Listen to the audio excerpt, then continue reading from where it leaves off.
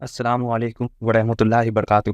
حال ہی میں سورہ بقرہ کا انگلش ترجمہ پڑھ رہا تھا اور یہ کوشش کر رہا تھا کہ میں اس سورہ کو بہت ڈیپلی سمجھوں اور مجھ سے کوئی ڈیٹیلس مس نہ ہو، اور اللہ کے فضل و کرم سے مجھے سورہ بقرہ کے آیت نمبر 83 میں ایسے 13 امیجنگ ڈیٹیلس ملے جو آپ کو بالکل مس نہیں کرنی چاہیے۔ آپ چاہے تو اس چینل کے پچھلے والے ویڈیوز بھی دیکھ سکتے ہیں تاکہ آپ کی کنٹینیوٹی مینٹین رہے، لیکن یہ ویڈیو دیکھنے کے بعد چلیے بنا وقت کو ضائع کیے بسم اللہ کرتے ہیں۔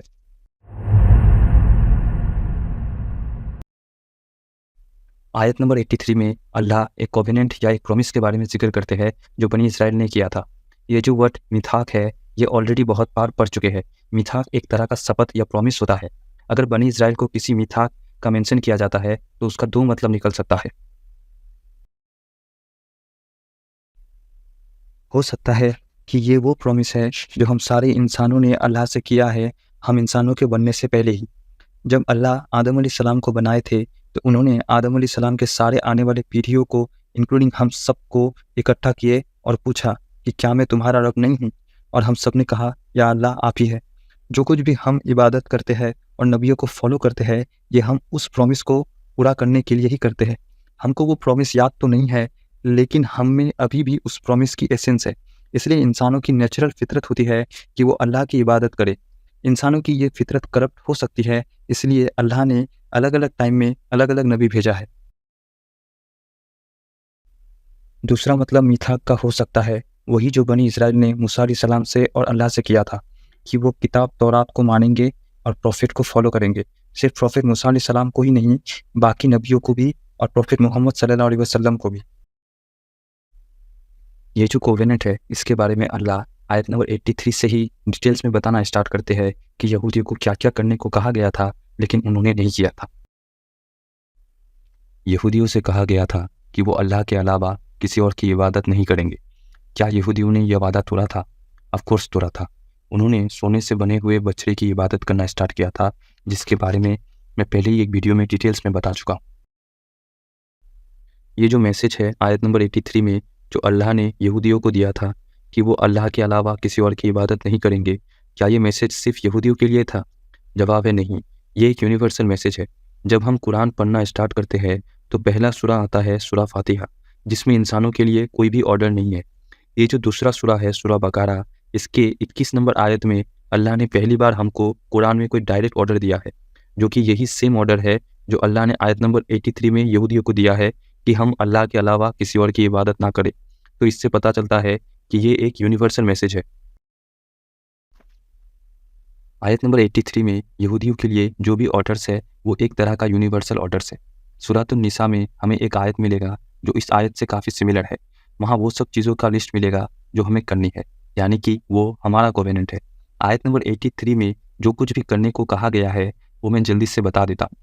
سب سے پہلے تو کہا گیا ہے کہ ہم اللہ کے علاوہ کسی اور کی عبادت نہ کریں، ماں باپ کے ساتھ بھلا کرے، رشتہ داروں، یتیموں اور ضرورت مندوں کے لیے بھلا کرے، اور لوگوں سے اچھی طرح سے بات کرے، نماز قائم کرے اور زکوٰۃ دے۔ اس کو اصول اسلام یا اصول دین کہا جاتا ہے۔ یہ اسلام کی بیسکس ہے۔ آیت نمبر 83 میں اورفین یا اناتھوں کے لیے الیتیم ورڈ کا یوز کیا گیا ہے۔ اسلامک پرسپیکٹو سے کسی کو یتیم یا اورفین یا اناتھ تب کہا جاتا ہے جب وہ اپنے باپ کو کھو دیتا ہے۔ بھلے ہی اس کی ماں زندہ ہو پھر بھی اس کو یتیم ہی کہا جائے گا، کیونکہ زیادہ تر کیسز میں جب کوئی اپنی باپ کو کھو دیتا ہے تو وہ ایک ایسے شخص کو کھو دیتا ہے جو اس کو پرووائڈ کر سکتا تھا، اس کا خیال رکھ سکتا تھا۔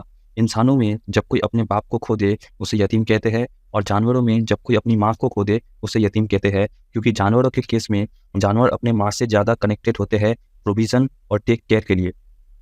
آف کورس جب کنیکشن، پیار اور دیکھ بھال کی بات ہوتی ہے تب ماں کی اہمیت زیادہ ہے، لیکن پروویژن اور پروٹیکشن فادر کا کام ہے۔ اگر باپ گزر جائے تو سوسائٹی کو یہ گیپ یتیموں کے لیے پوری کرنی ہے۔ یہ اللہ کا آرڈر ہے۔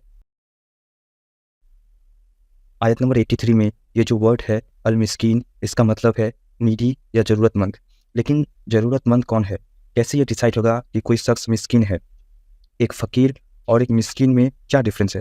اسکالرس کہتے ہیں مسکین وہ ہے جس کے پاس کچھ تو ہے لیکن کافی نہیں ہے، اور فقیر وہ ہے جس کے پاس کچھ بھی نہیں ہے۔